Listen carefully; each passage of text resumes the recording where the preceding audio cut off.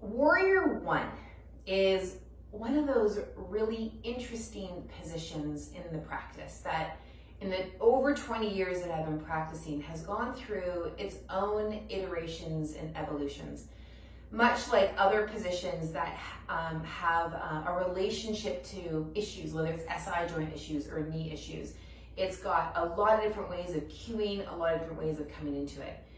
People can hurt their knees, they can hurt their SI joints and their backs because really in my mind of how the limitation is in their system. So when they can start to improve how their leg bones move in their pelvis, how their pelvis is in relationship to their spine and their rib cage, then so much can change.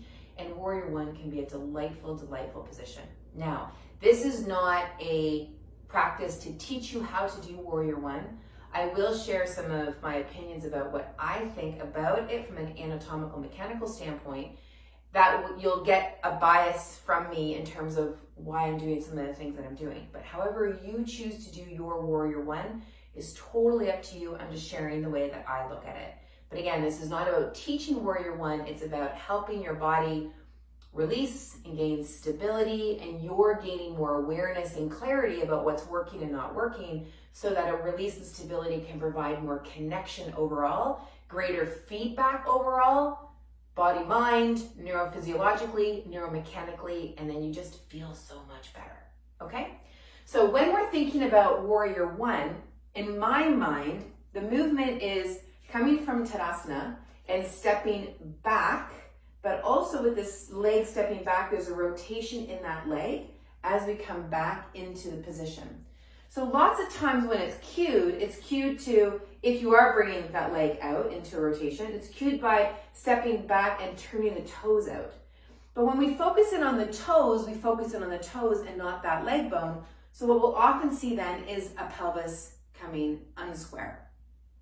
And this is where a lot of issues arise, because back in the day, 20 or so years ago, people would say, or teachers would say, okay, better re-square that pelvis. Well, if you've already unsquared and then you re-square, then that can create all sorts of issue around your SIs and your knees. So we don't want that to happen, right? And so where I focus in is then, okay, let's improve this leg bone motion in the pelvis where so many people are limited, and then bring that back and come on back. So yes, the pelvis then stays still.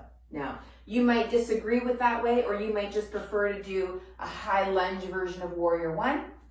I'm all good with that, but you can play around with some of these little interventions that I'm doing, these little ideas of stimuli that will help to improve how that leg bone moves in the pelvis, your awareness of that leg in the pelvis, and the spine and ribs, so that everything really comes together in a beautiful way. Yeah? Okay, so what we've got here is we've got a chair, we have a strap, and we have a block, okay? So we're going to use those for today's practice, and what we're going to start with to begin is a Warrior One, and then we're going to circle back into some of these interventions, come back to Warrior One, and just see what starts to arise for you, okay? So find your Warrior One, however it is that you do it. We'll do it on both sides. So stepping back into however, or maybe even stepping forward, because I know some of you will be stepping forward into this, and bringing your arms to wherever it is that you bring them, whether it's into cactus or whether it's into arms straight overhead. And notice what you feel through your body, the feet and the legs. Okay, good. And then come to the other side. Get a sense of that movement.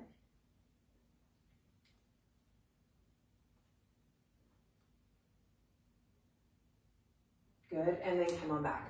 Perfect. All right, now let's come down to the floor. You're going to be on your back. The first movement we're going to do is with the strap. And you'll take the strap, fold it up a little bit, and begin to raise the arms up to the sky and then back. So this is a protraction, the blades coming away from the spine, and then bring the blades back towards the spine. Arms up, arms back. So just be conscientious of your chin and your head and your neck. Those guys are just staying right where they are. It's just your arms and your blades that are doing the movement. Ribs are quiet. Easy, easy, easy, easy breath. Notice where your feet are in space. And then from here, let's bring the arms over your head and then back up again. over your head. Now when you bring them over your head, watch to see if your arms wobble as they go, and notice too if your ribs want to flare. So if you want to all of a sudden do a back bend and you're extending through your spine, remember this, the movement is moving your arm bone in the shoulder socket, right? That's what's key. And so find the range that's not grippy, not bracey. Easy, easy, easy, smooth. Notice how your body is responding.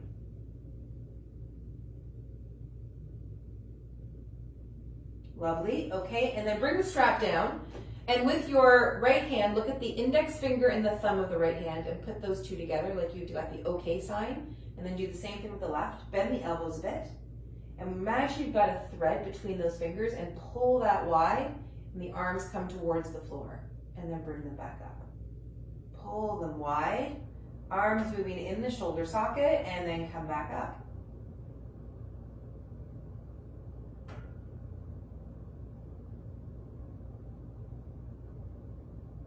Perfect.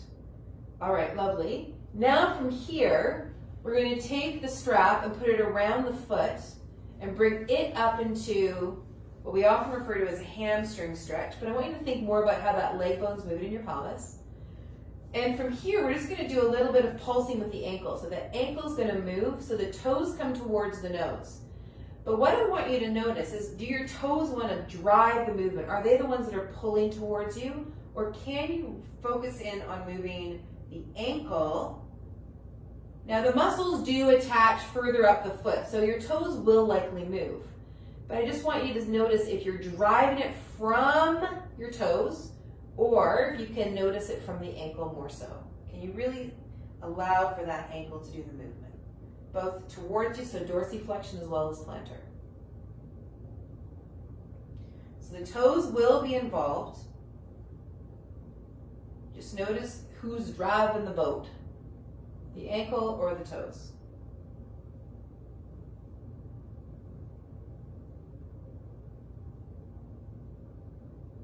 Okay, let that go. Bring the leg across the body, but keep your pelvis on the ground. And you'll notice that my shoulders and my elbows are on the ground. If you want, you can take the arms up. But I find that this tends to be a bit more comfortable for most people for their shoulders and their neck. Good. All right, now bring that away. Okay, good. Other side now.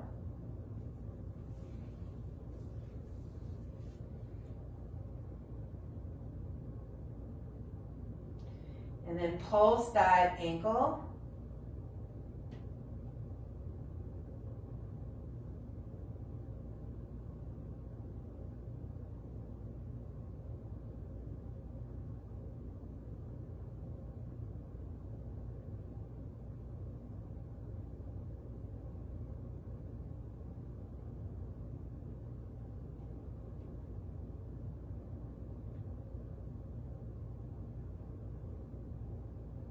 And then bring the leg across your body, keeping that pelvis on the ground so you have an anchor point of that pelvis. You can get into the outside part of your leg maybe. And again, I'm putting very little pressure in through the strap in my hand, so my leg is doing more of the work. Now, having said that, you can use more work with your arms. Just notice if you're white knuckling your hands. And then bring that back up, good, and then bring it down. Right, let's roll on over and come up into our warrior one. So we're going to do both sides, stepping back. Arms come up.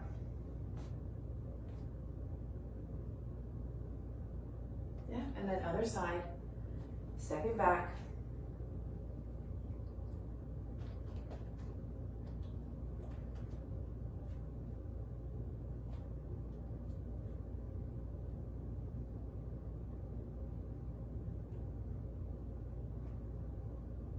Lovely, okay, good, and then come back up.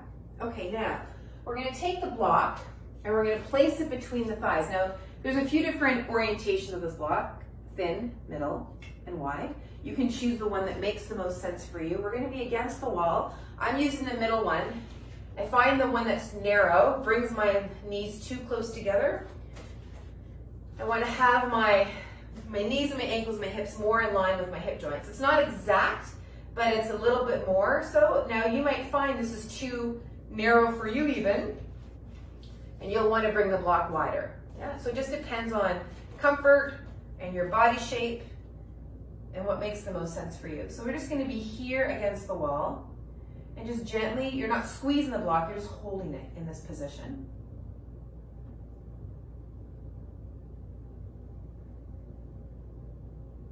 And from here now, we're going to take a bit of a side bend. Now, when I'm up in a sitting position like this, or in a chair-like position, I like the idea of my being a teacup and the water coming down from the armpit down the inside edge of my arm, and there's a little teacup on the ground, and the water is pouring into that teacup. So I'm the teapot, the water comes down the inner part of my arm, and it fills up that little teacup on the floor. And then I come back up, and then other side.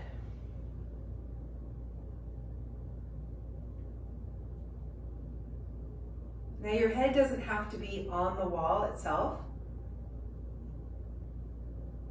And you don't need to push your back to the wall either.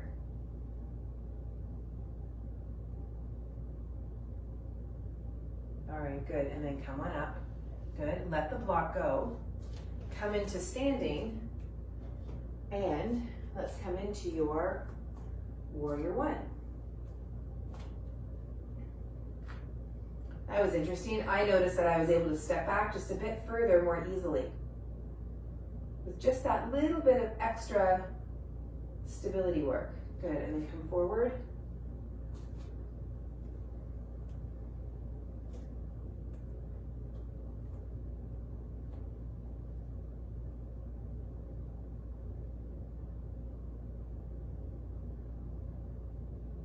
Good, okay, now let's come down to the floor again, this time with the chair close by, and have a block handy because you might want to use it.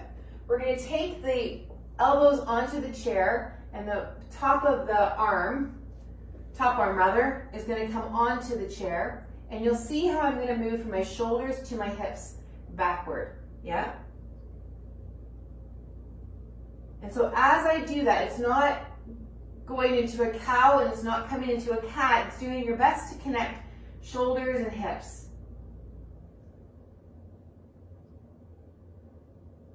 And then your head can just rest easily down onto the chair.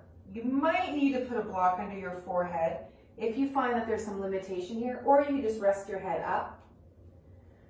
You can also take the block between your hands. This will be a little bit more for most of you.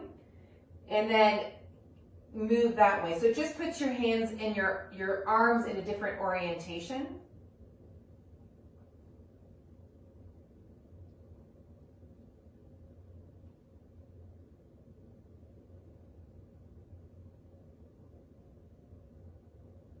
Good, and then come on up, and then let that go, and let's come back into warrior one, and let's see what's happening. Good, and then up you come.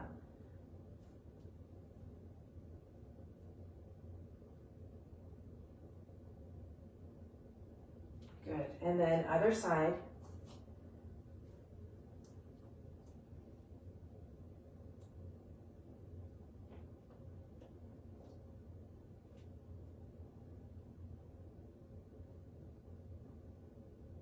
Nice, okay, now here, have a stand, and now notice what it is that you're experiencing. How do you feel in through your legs and your hips and your torso?